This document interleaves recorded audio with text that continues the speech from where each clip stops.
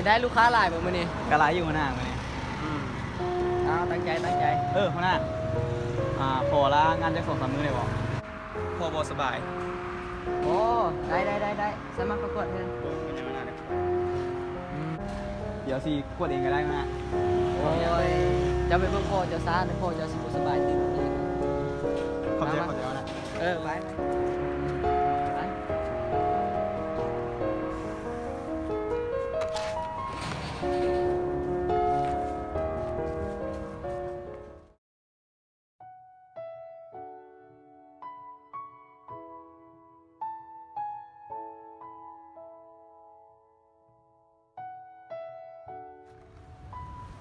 เฮ้ยน้องหัวหน้าอยู่ปะ อ้าวนี่เจมส์บ่ เอ้าตัวเป็นไผ เอ้าชื่อกันบ่ได้อีหลีบ่เบียร์นี่เด้บนเฮาเคยเรียนนำกันตอนม .4 นั่นเด้ โอ้จืดได้แล้ว ตอนนั้นตัวเคยเฮียนนำกัน เอ้าเป็นอย่างแต่ก่อนตัวคือเฮียนเก่ง เป็นอย่างเดี๋ยวนี้ตัวคือมาเป็นพนักงานรับใช้ เอ้าแล้วตัวเด้เฮ็ดเวียกหยัง ตัวจะมาบ่ายกันเลยจนในสุดกับเปื้อนชีวิตกันสบายกว่านี้บ่คิดเลยว่ามึงจะมาได้สำนี้กระจอกเอ้ย บ่คิดเลยบ่หมู่สมัยเรียนสินิสัยแนวนี้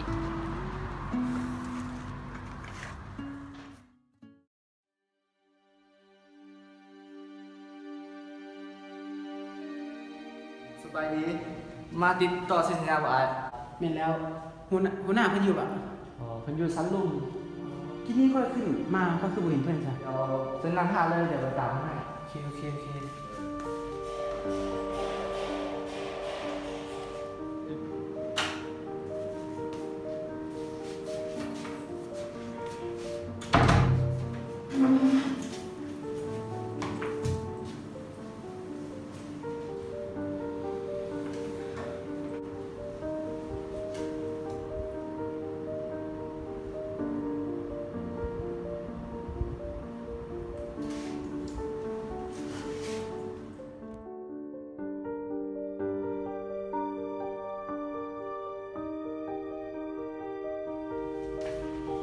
หัวหน้า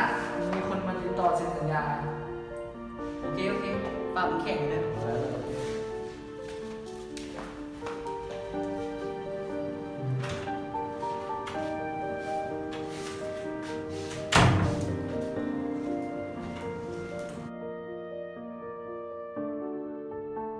เป็นยังไงเสี่ยวนั่งขาดผมวะ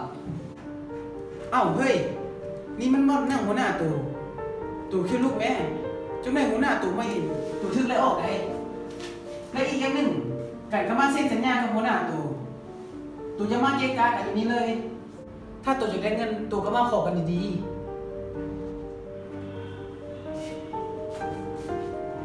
หัวหน้านะเข้าใจ น่าหัวหน้าเมื่อกี้นี้มันโมเมนต์คือที่ทางคิดได้เมื่อกี้นี้แค่ว่าลิ้นซื่อๆหัวหน้าอย่าได้ถือซาเลย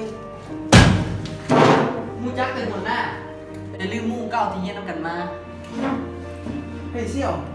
ขอโทษ ให้โอกาสกันอีกครั้งหนึงได้บ่ถ้าตู่บ่ให้โอกาสกันครั้งนี้ บริษัทกันต้องละลายแน่นอน โอกาสบอกตั้งแต่ตัวย่างเขามาหาการให้โอกาสตัวจะคั้นแล้ว การจีบอกยังให้เดนเจมส์คนยังโตมา เขาพูดว่าหมาลืมตีนซ้ำนี่แหละเลขาทรงแค่ เชิญ